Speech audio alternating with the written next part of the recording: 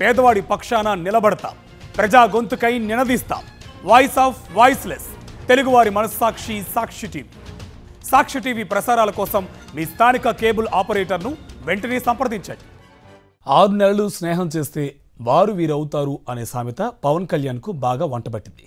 ఒకసారి శంకుస్థాపన అయిన వాటికే మళ్లీ శంకుస్థాపన చేసే చంద్రబాబు అలవాటును పవన్ పుణికిపుచ్చుకున్నాడు.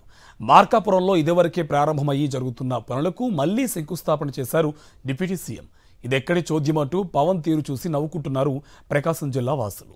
రాష్ట్రంలో జరిగిన ప్రతి మంచిని తమ ఖాతాలో వేసుకునేందుకు చంద్రబాబు పవన్ విశ్వ ప్రయత్నాలు చేస్తున్నారు.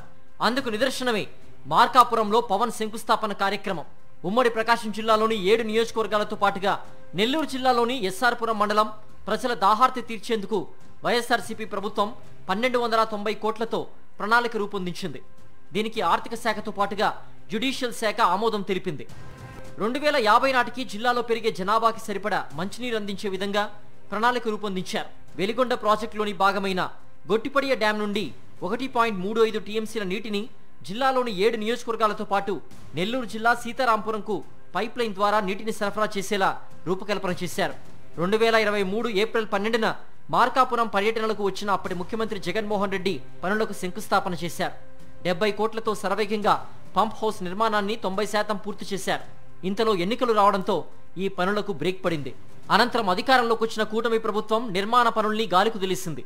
బిల్లులు కూడా శాంక్షన్ చేయకుండా కాంట్రాక్టర్లను ఇబ్బందులు గురిచేసింది. ఇదివరకే ప్రారంభమయ్యి పనులు సైతం దాదాపు పూర్తయిన పంప్ హౌస్ కు మళ్లీ ఎలా శంకుస్థాపన చేస్తారంటూ పవన్ ని ప్రశ్నిస్తున్నారు రైతు సంఘం నేతలు. గత గవర్నమెంట్లో జగన్ టైంలోనే ఆల్రెడీ జలజీవన్ మిషన్ పథకంలో భాగంగా 50% పనులు కంప్లీట్ అయినాయి. మరొక 50% అంటే గ్రామాలకు నీళ్ళు ఇవ్వాలా, దానికి పైప్ లైన్ వేయాలా. ఆ పైప్ లైన్ వేసే భాగంలోనే ఈరోజు పవన్ కళ్యాణ్ గారు మార్కాపురంకి వచ్చి దాన్ని ప్రారంభించే భూమి పూజ చేయడానికి వస్తున్నాడు. అది వాస్తవంగా అయిపోయిన అంటే ఆ పథకంలో భాగంగానే అయిపోతుంది. దాని కొత్తగా నువ్వు భూమి పూజ చేయాల్సిన అవసరం లేదు. అధికారంలోకి వచ్చిన సంవత్సరం తర్వాత జలజీవన్ మిషన్ ద్వారా జిల్లాకు తామే మంచినీరు ఇస్తున్నామంటూ కలరింగ్ ఇస్తూ ప్రారంభమైన పనులకు పవన్ మరోసారి శంకుస్థాపన చేయడంపై జిల్లా వాసులు ఆగ్రహం వ్యక్తం చేస్తున్నారు. 2023లో విడుదలైన 1290 కోట్ల నిధులను కూటమి సర్కారే విడుదల చేసినట్లు డప్పు కొట్టుకోవడం చూసి ప్రజలు ముక్కును వేలేసుకుంటున్నారు. కేవలం 2000 కోట్ల రూపాయలు కేటాయిస్తే పూర్తయ్యే వెలుగొండ ప్రాజెక్టుని నిర్లక్ష్యం చేసి పూర్తయిన పనులకు శంకుస్థాపనలు చేయడం ఏంటంటూ నిలదీస్తున్నారు. ఎన్నికల సమయంలో వెలుగొండ ప్రాజెక్టుని పూర్తి చేస్తామంటూ చంద్రబాబు ఇచ్చిన హామీని విస్మరించడమే కాకుండా ఆర్ఆర్ ప్యాకేజీ ఇవ్వకుండా కాలయాపన చేస్తున్నారంటూ కూటమి సర్కార్పై మండిపడుతున్నారు రైతు సంఘం నేతలు.